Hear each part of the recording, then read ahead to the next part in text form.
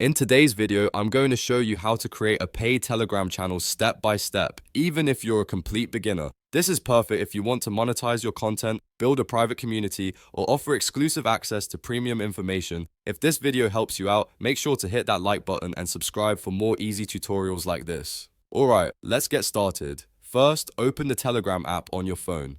Once Telegram is open, look at the bottom of the screen and tap on the Create Channel option. This is usually shown as a pencil or plus icon depending on your device.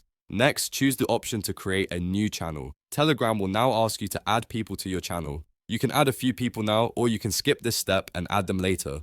After adding people, tap Create to continue. Your channel will now be created.